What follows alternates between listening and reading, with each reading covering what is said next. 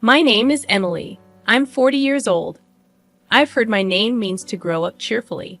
However, when I was 15, I found out that my father's ex-girlfriend was named Emily.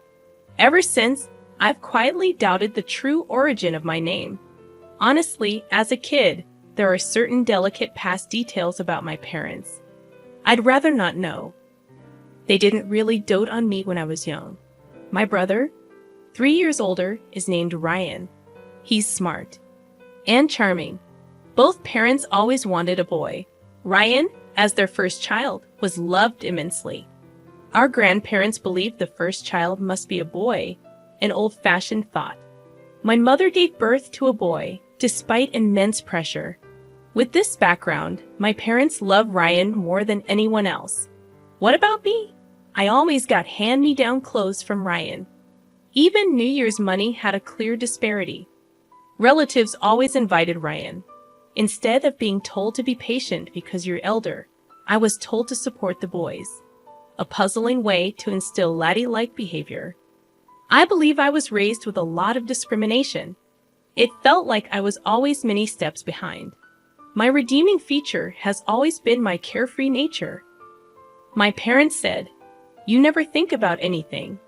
If I thought too much, I might have become dark and resentful towards Ryan. Ryan is Ryan, and I am me. Our family is a bit strange, but that's okay. I decided to accept our family and didn't care about my parents' attitude.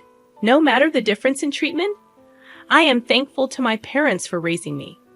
Ren, as we were kids, is still my sibling. Deep down, I couldn't truly hate them. However, that sentiment wavered after a particular incident when I was in my late 20s. My father retired. Both he and my mother, a homemaker, lived on their pension. Shortly after, my mother had a fall, leading to paralysis in her legs. She had to be cared for. With my father retired, I thought he'd be around to help. But I was mistaken. "Hey Emily, I can't do anything on my own, so come back home." The first thing my father said after a long time was outrageous. "What? That's impossible. If I return, I can't commute to my job." Instead of saying, "You can't do anything. At least try to learn or practice."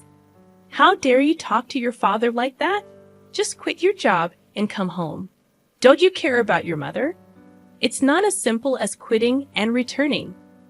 My father has always been domineering. He had my mother take care of everything for years. Now that my mother has fallen ill, he's become a helpless man. It seems he's plotting to make me return and take my mother's place.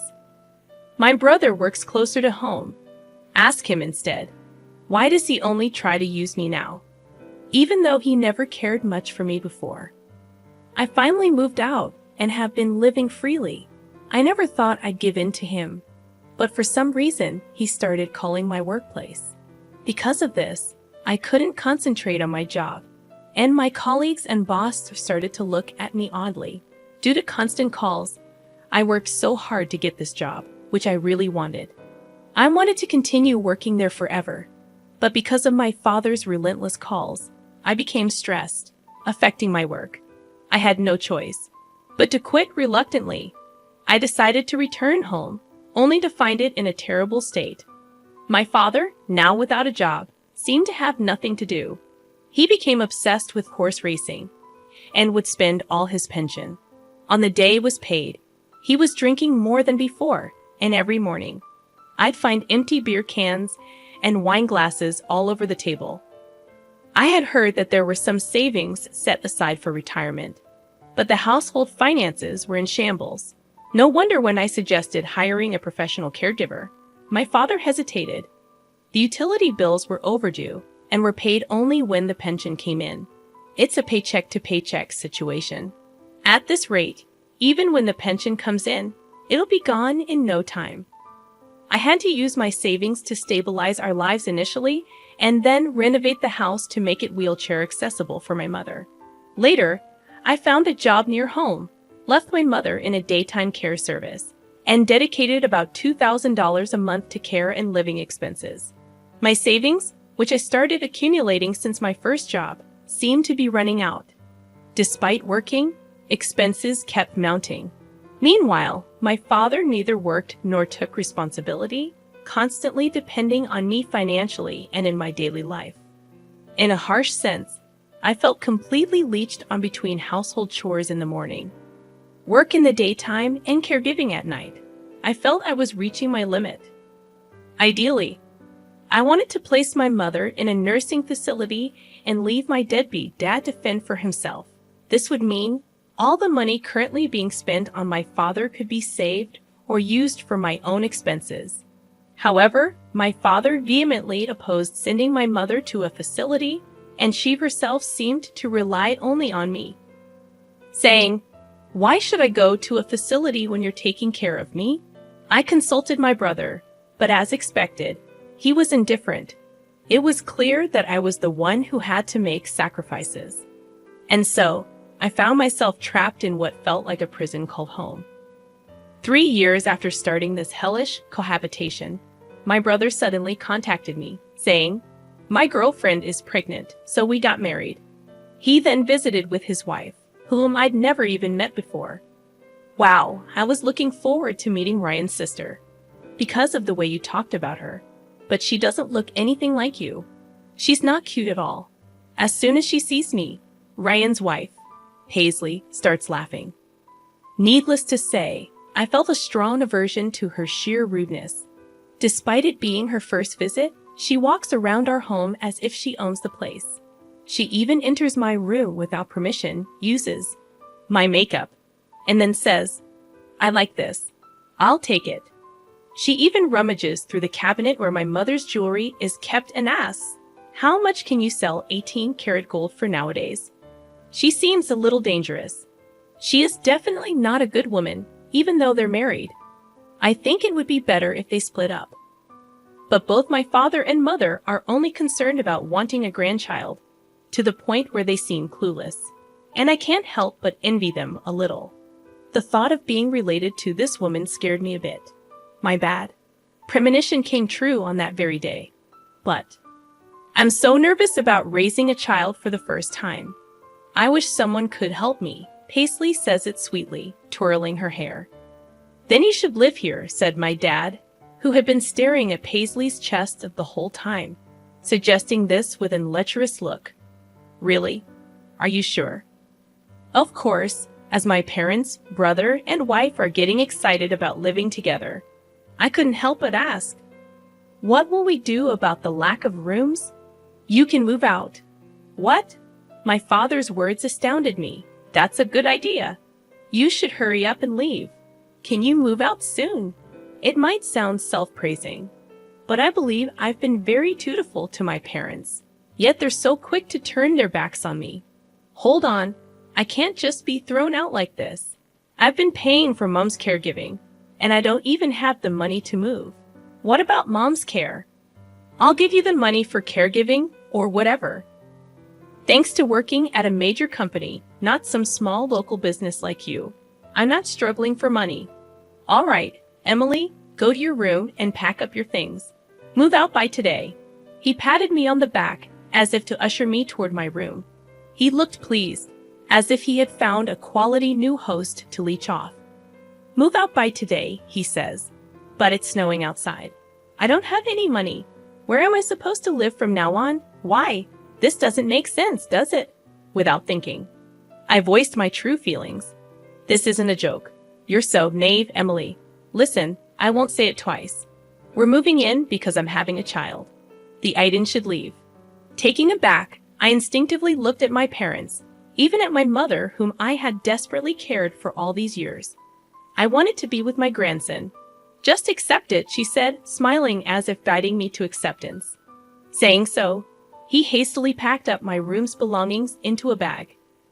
"At least wait a few days, until I find a place to live." But they forcibly dragged me by the arm and threw me out of the house. No matter how many times I rang the doorbell, they ignored me. Tossed around by my parents and finally by my brother, my life isn't their toy. Even when I was treated coldly as a child, I always smiled. It was my self-defense. But both my parents and brother misunderstood, thinking I could handle anything. This isn't a joke. Don't mess with me. Crying, I left my family home and wandered the streets aimlessly. Finally, I found a cab and sought refuge in an internet cafe. When I contacted a friend living in town, she miraculously offered to let me stay for a while. True friends are indeed priceless. With her support, I managed to save enough to live alone again. I haven't saved enough to leave town, but I don't want any more teas with my family. I decided to leave the state once I saved more. But one day, my father and brother came to see me. They had apparently found my address in some official records. May I help you? I intentionally used formal language as if they were strangers. In response, both of them kneeled down in front of me. I'm sorry, he pleaded in a tearful voice. Please help us. We need to kick Ryan's wife out of the house. When I asked for an explanation, they said the situation at home had deteriorated significantly. I don't want to live with you stingy lot. Laughing, Paisley had apparently kicked my brother and parents out of our family home. Paisley had completely brainwashed my father, and as a result, he made the mistake of changing the house's title to include her name. So it wasn't taken but rather given to her.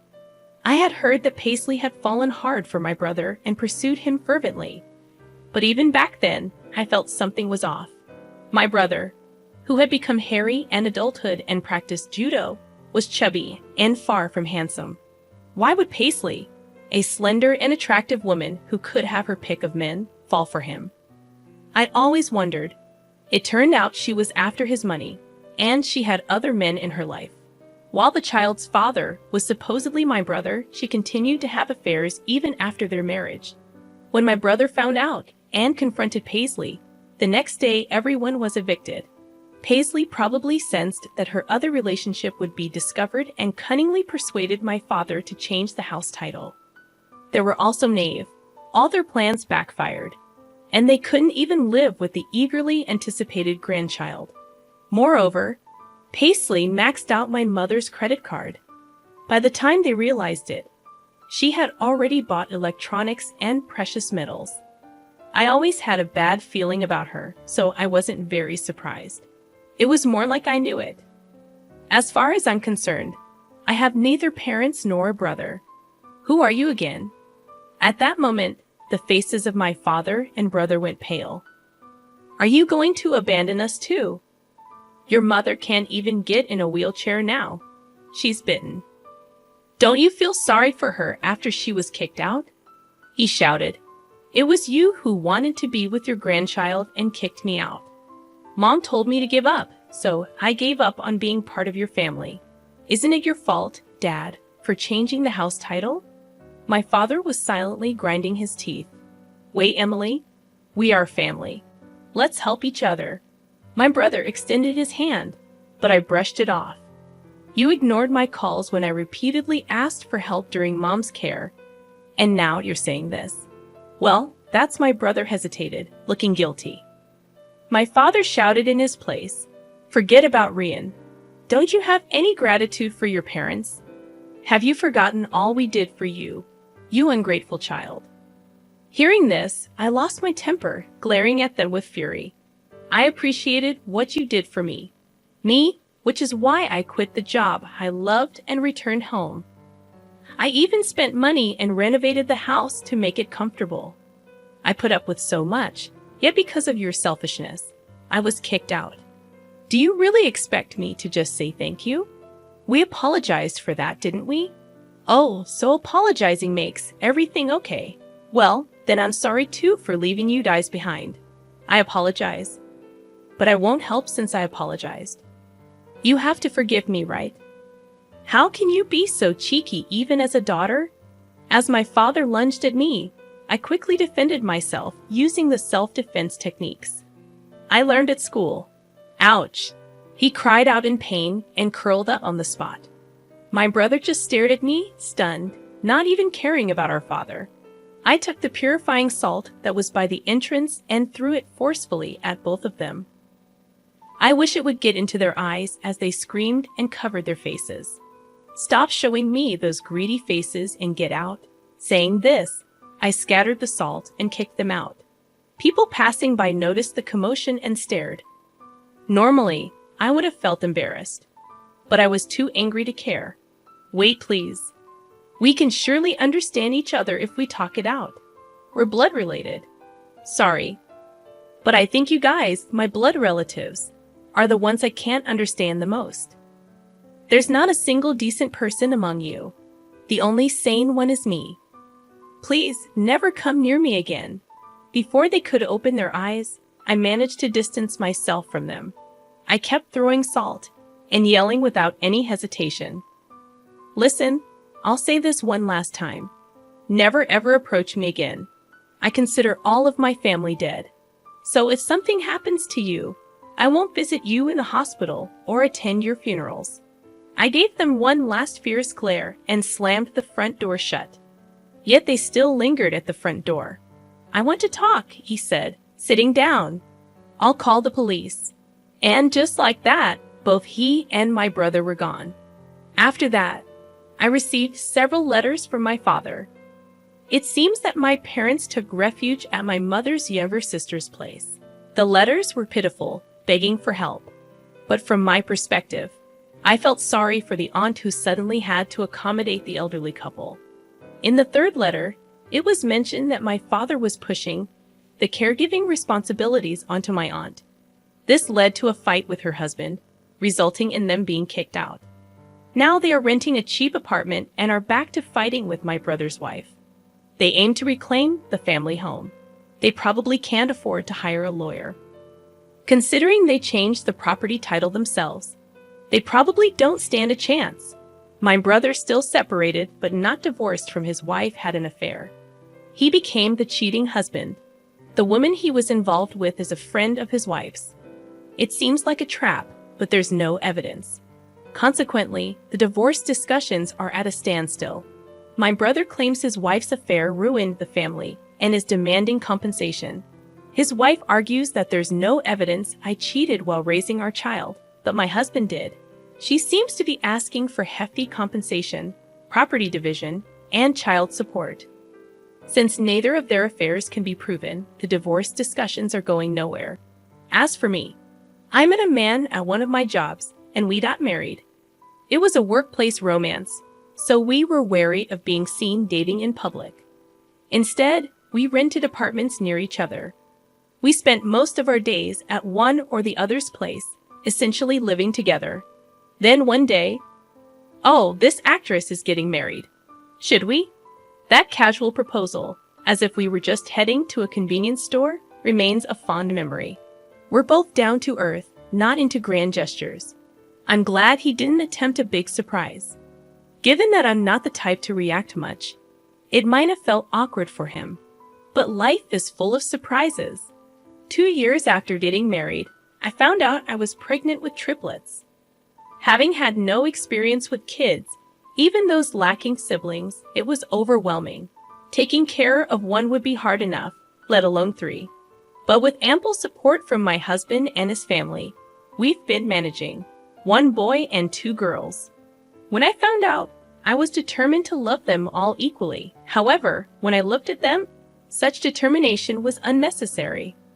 They're all adorable, and it's impossible not to give them my all. The only challenge is when they all want to hold my hand at the same time. I've turned it into a game. We'll switch after 100 steps. However, kids are fickle. Suddenly, they'd say, I want to hold hands with Daddy today. To the children, it seems both their mom and dad love them equally, which is a joy. I hope to continue building a family where everyone, true to my name, shines brightly in happiness.